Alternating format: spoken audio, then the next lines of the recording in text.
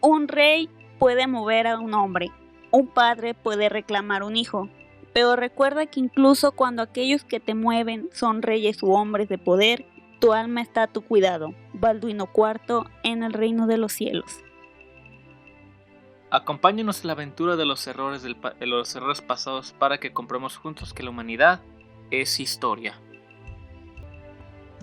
Ahora sí, sobre el tema de este episodio, debo aclarar que yo tampoco conocía a este personaje y fue de hecho a una saga de videojuegos que lo conocí. Esta es Assassin's Creed, como saben, tiene su primer juego, tiene que ver en la época de las cruzadas, y yo investigando más sobre todas estas épocas me encontré a Balduino IV. Y bueno, después fue cuando vi la película que ya mencionamos y fue cuando me gustó su historia. Yo ya había escuchado de él anteriormente al leer la historia de las cruzadas, mas nunca había entrado en detalle en el rey Balduino. Y bueno, la vida de Balduino fue golpeada por la tragedia desde temprana edad.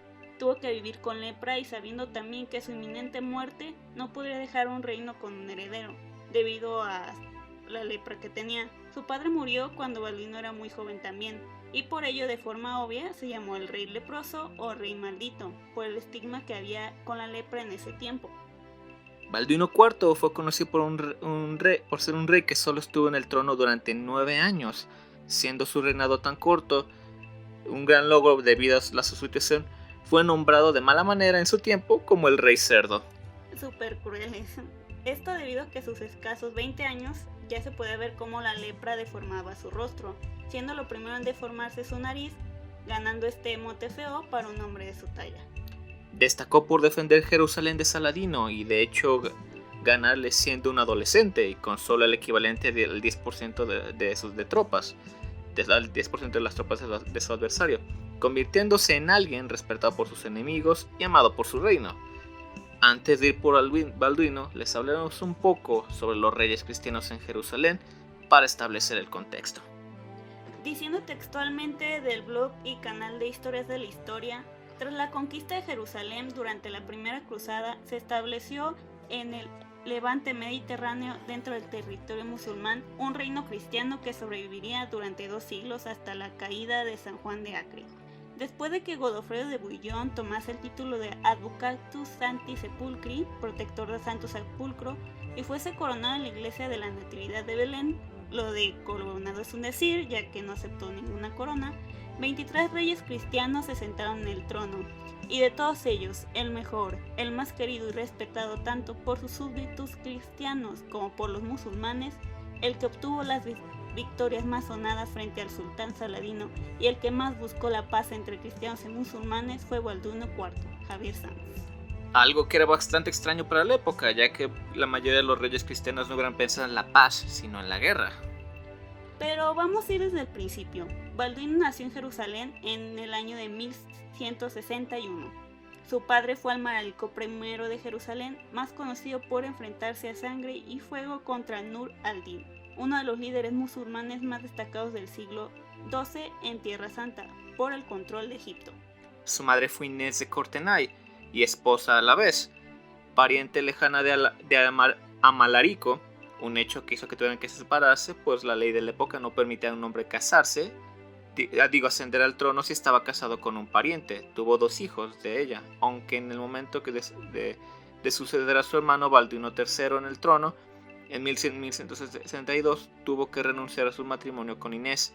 Sin embargo, en el acuerdo hecho, el sucesor de sus hijos Balduino y Sibila fueron considerados no solo legítimos, sino considerados para tomar el trono.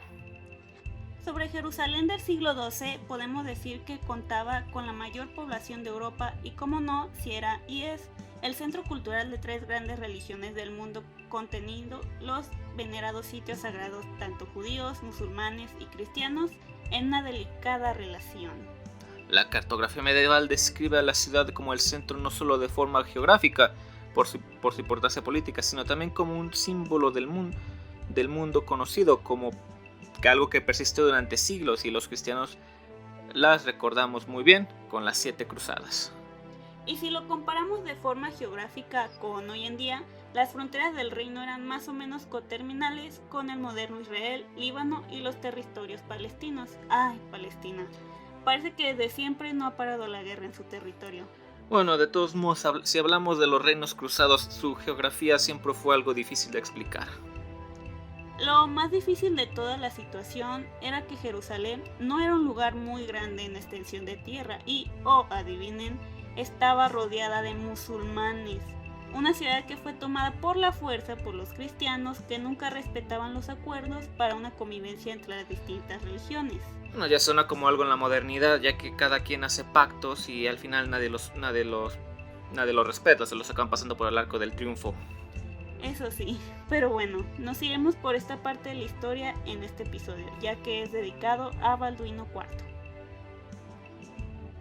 Balduino era reconocido por sus habilidades desarrolladas en la equitación y su gran memoria y comprensión rápida de los temas. Recordemos que aunque no era el heredero declarado, él igualmente recibió educación real. Antes de pasar a hablar más sobre su niñez, debemos mencionar sobre su padre, quien fuera sucesor de Balduino III, como ya mencionamos, su hermano.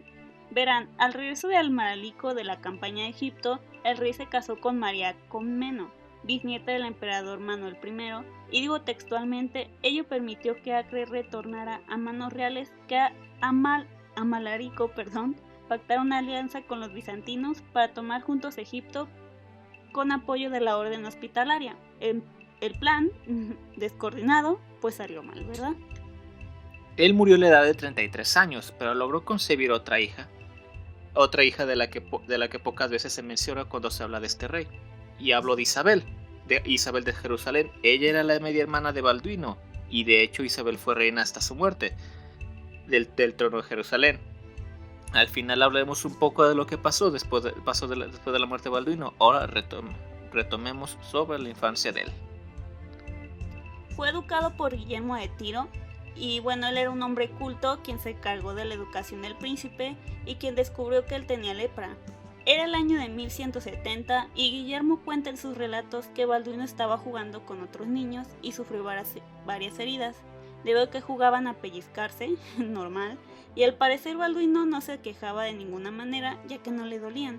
Su tutor identificó esto como un síntoma inequívoco de la lepra. El príncipe tenía solo 9 años de edad.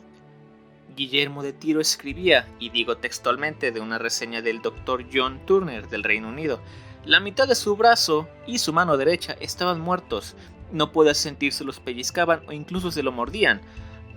Probablemente se sospechaba lepra, pero las implicaciones eran tan graves que los médicos consultores, incluido el eminente educado en Egipto, árabe cristiano Abu Sulaimán Dawood, esperaron con cautela la aparición de más signos clínicos de comprometerse con el diagnóstico.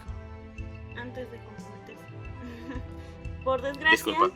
Las primeras sospechas de Guillermo resultaron acertadas. Isabel nació solo 2 años después de que se le declarara la lepra, y claro, viendo ya el inminente destino de Balduino, la corte ya lo consideraba como la sucesora.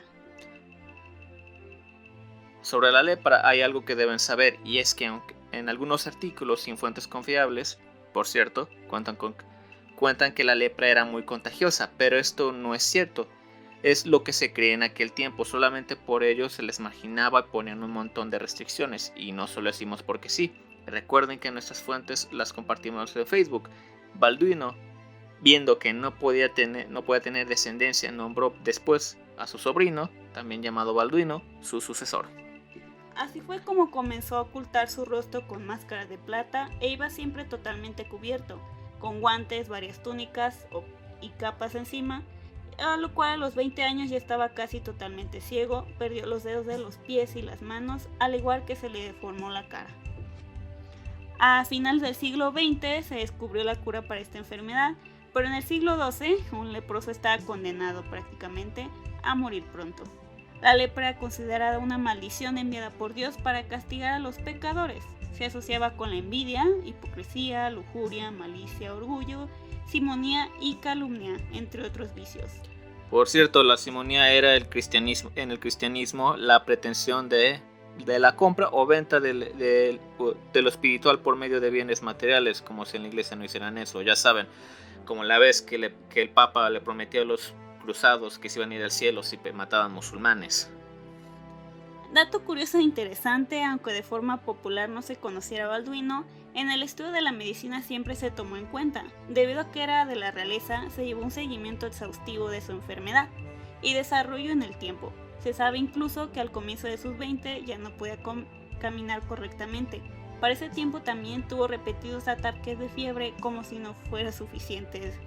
Sus úlceras se infectaron también, las cuales fueron la causa de su muerte a la temprana edad de 24 años.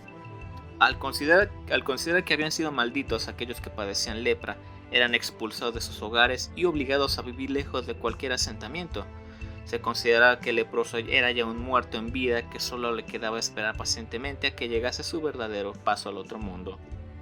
A alguien con lepra se le prohibía la entrada a iglesias, mercados, molinos o cualquier reunión de personas. Tampoco podían lavar sus manos o su ropa en cualquier arroyo. Salir de su casa sin usar su traje de leproso tampoco podían hacerlo. Tocar con las manos las cosas que quisieran comprar, entrar en tabernas en busca de vino, tocar las cuerdas y postes de los puentes, a menos que se colocaran unos guantes.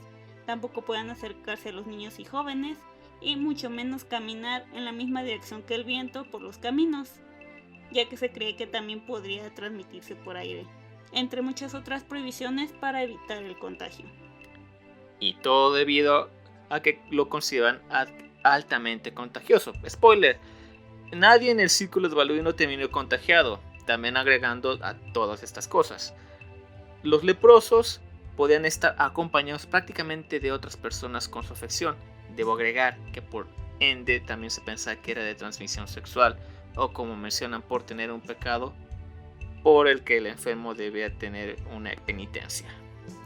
Hay algo que ayudó a la aceptación de la enfermedad de Balduino entre las personas de Jerusalén, y es que él no cumplía con ninguna de las situaciones anteriores, era solo un niño. Y recordemos el hecho de que a los reyes y por ende su descendencia tenían una importancia marcada de forma divina. También está el hecho que en los primeros años él no tuvo una muestra tan violenta de los síntomas comunes, sino ya entrada su adolescencia con marcadas úlceras. Y ya que no somos doctores, decimos textualmente del artículo médico que tomamos como base: la lepra, causada por Mycobacterium leprae, tiene tasas de infección mucho más bajas que otras enfermedades infecciosas como el sarampión, el cólera o la viruela. La infección por gotas repetidas se considera el principal modo de transmisión. Aunque la lepra se entendía como muy contagiosa en la Edad Media, el 95% de los contactos habituales más cercanos no desarrollaban lepra clínica. A la lepra le pasó lo que cualquier cosa exageradamente fea. Se considera como lo peor y nadie quiere verse grotesco, claramente. El estigma sobre que las cosas poco agraciadas son malvadas y monstruosas es un clásico que aún perduran mucho hasta nuestros días. Se podría hacer un capítulo sobre la lepra en sí misma, a lo largo de los años hasta su cura, pero mencionaremos un par de datos más para que tengamos una idea de cómo haya sido la vida de Balduino de no haber nacido príncipe. Lo que se sabe de su origen es que se propagó hace unos 4000 años antes de Cristo. Sí, es muy antigua. Los egipcios fueron los primeros en mencionar una enfermedad con síntomas asociados a la lepra, aunque algunos historiadores insisten en que proviene de la India y fueron los viajes de Alejandro Magno los que trajeron a este lado del mundo la lepra.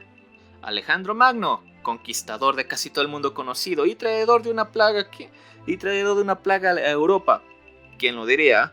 Bueno, aún así no está confirmado, así que saquen sus propias conclusiones. Ahora, ¿ustedes por qué creen que era tan importante el decir si una persona tenía lepra? Bueno, esto es debido a que las escrituras de la Biblia decían que por si no fuera suficiente la segregación del enfermo en la sociedad, sino que también señalaban que desde los años 700 después de Cristo hasta el siglo XV, así como escuchan, era también una causa legal del divorcio, aunque no lo crean, y como no, la pérdida de todos sus bienes materiales.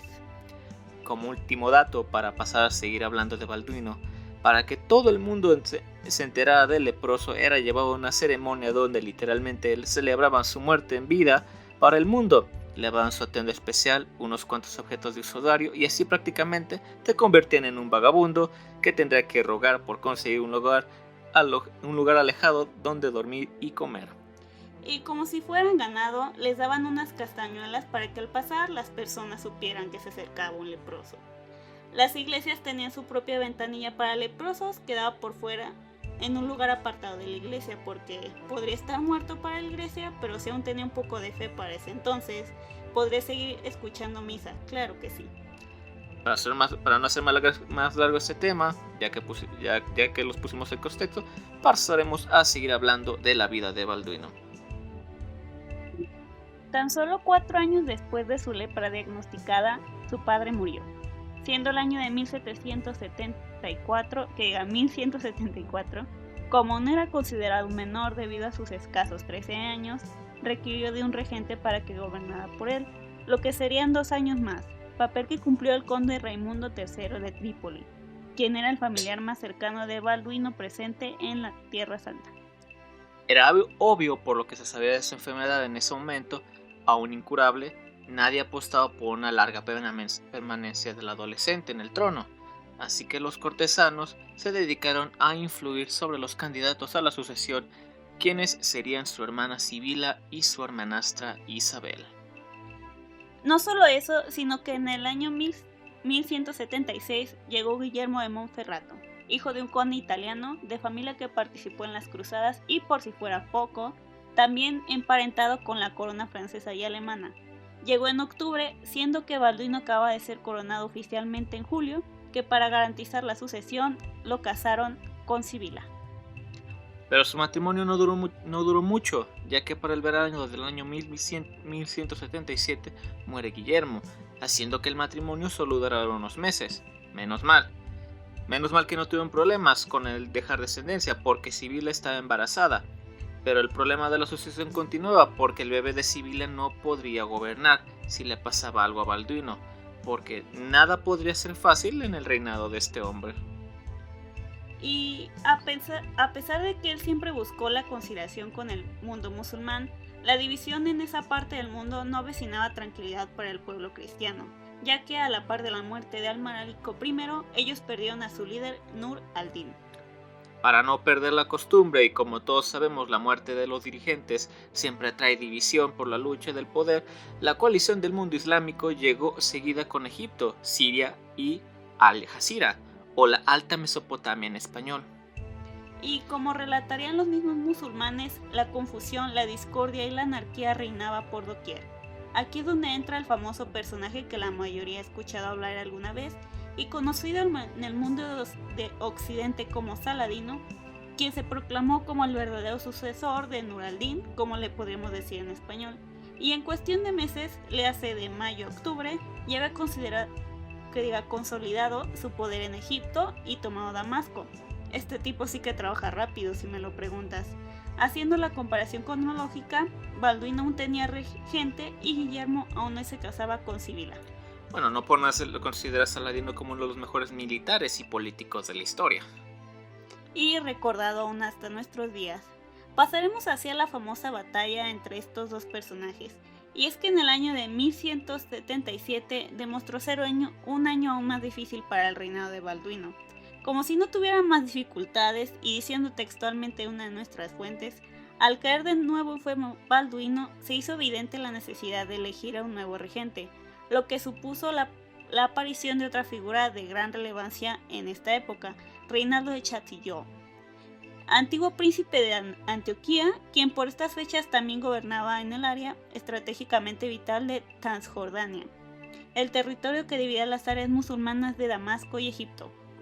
Aquí podríamos hacer otro breve paréntesis para hablar de Reinaldo, quien fuese una persona muy importante para los cruzados. Digamos que una incursión salió mal y él acabó preso por 15 o 16 años según la fuente en Alepo. Siria no solo ocasionó más odio en él hacia los musulmanes, sino que le daría gran conocimiento de la cultura y geografía de sus pueblos. Cuando fue nombrado ahora regente de Jerusalén, tenía solo 2 años de haber salido de su encarcelamiento. Y bueno, fue para el año de 1177 que Saladino, creyendo que Jerusalén estaba expuesta, atacó, donde Balduino IV ganó en la llamada Batalla de Monquisar. Esta es sin duda la que ganó la mayor fama a Balduino en su tiempo. Saladino, en pro de demostrar su liderazgo, avanzó rumbo a Monsigar, cerca de Ibelín. Fueron sorprendidos por un pequeño contingente dirigido por el que ya mencionamos antes, Reinaldo, y a pesar de su enfermedad, el rey Balduino también se encontraba allí. Balduino, como rey comandante general, podría haber delegado el liderazgo militar en el alguacil de Jerusalén, el principal oficial militar de la Casa Real. En cambio, eligió liderar el ejército desde el frente, a pesar de que efectivamente tenía una sola mano y necesitaba ayuda para montar a su caballo y ponerse la armadura.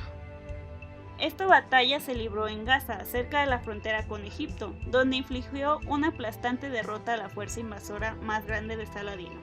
A medida que aumentaban las tensiones regionales, Balduino respondió repetidamente a las redadas fronterizas, incluso cuando estaba gravemente discapacitado. El 25 de noviembre de ese mismo año, Balduino contaba con solo 500 jinetes y unos millares de soldados de infantería, con lo que logró hacer frente a Saladino y obligarlo a la retirada del famoso sultán. Eran cerca de 6.500 caballeros cruzados, quienes cargaban entre 30 a 35 kilos de armadura. Para ello, el caudillo islámico movilizó a un ejército de 27.000 hombres, otros dicen que eran 30.000.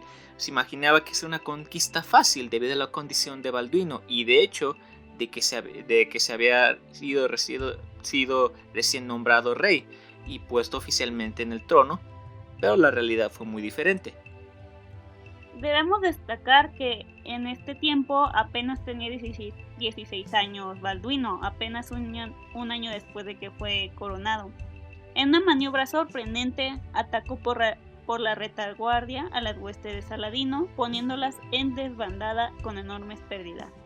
Saladino solo se salvó por un poco y murió toda su guardia personal protegiéndole. De lo contrario, él seguramente habría muerto. Esta fue la última gran victoria en Oriente por parte de los cristianos. A pesar de ello, la gran victoria en Monquisar supuso un gran logro para el joven rey. Se hizo gran alarde de esta batalla en Europa, lo que irónicamente pudo haber contribuido a dar la falsa impresión de que la posición de los francos era más segura de lo que realmente era, y por lo tanto desatender sus futuras peticiones de auxilio.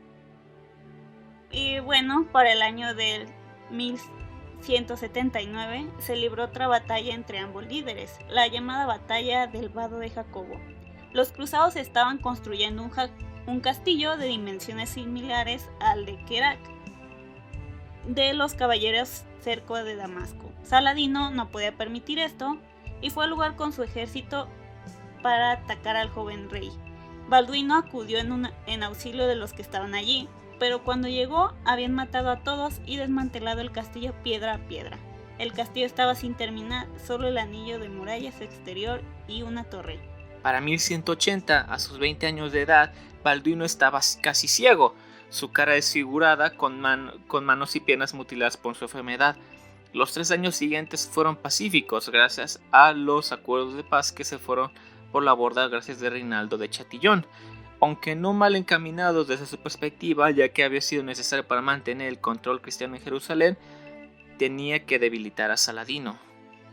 Y bueno, en su pensamiento, él había estado hostigando las caravanas comerciales musulmanas durante el acuerdo de paz, y eso fue lo mismo que terminó instigando una guerra total contra Saladino unos años después, trayendo la Tercera Cruzada. Lo que sí pudo evitar un poco antes de su muerte, que provocó el propio viaje, fue que Saladino tomara el castillo de Kerak. El castillo era de Reinaldo, un hombre vil y sangriento de la Orden de los Templarios. Pero seamos sinceros, muchos líderes militares lo eran como sus enemigos, así que decidimos usar la frase por el fin de darle drama narrativo. El joven rey utilizó todos los canales militares y diplomáticos para hacer frente a la crisis y pidió ayuda a Europa, a la Europa occidental católica, conocida colectivamente como el Occidente Latino. Jerusalén y los otros estados cruzados, íntimamente vinculados por la religión y la cultura, eran conocidos como el Oriente Latino. Y bueno, fueron con una súplica desesperada de ayuda que llegó en 1184 en París, cuando Heraclius, patriarca de Jerusalén, el miembro más amigo del clero, acompañado por los grandes maestros de los templarios, las órdenes hospitalarias, presentó las llaves de Jerusalén y la torre de David al rey Felipe, quien, él los rechazó, trasladándose así a Londres. La delegación le rogó a Enrique II que liderara un ejército contra Tierra Santa para ayudar, pero él en cambio les ofreció oro. La delegación respondió entonces: hemos venido en busca de un soberano, no un subsidio. Balduino acudió allí rápidamente y volvió a ganarle la partida a Saladino, obligándolo a retirarse. Pese a ello, el líder musulmán lo admiraba y siempre fue cortés con él. Si saben de Saladino, reconocerán este rasgo de él. Un año antes de su muerte, libró su última batalla, cuando Saladino decidió atacar el fuerte de Moab, la ciudad cristiana que defendía el paso desde el Mar Muerto. Finalmente inmovilizado, fue transportado en una litera colgada entre los caballos de 2 caballeros. La ceguera siguió poco después, probablemente por ulceración corneal después del deterioro neuropático de su reflejo de parpadeo. Esto lo dicen los doctores, no nosotros. Intelectualmente agudo, pero consciente de sus limitaciones físicas, ofreció la abdicación, pero en homenaje a su liderazgo se le fue rechazado. O sea, que él siguió en el trono a pesar de que él había dicho que él le podían quitar la corona.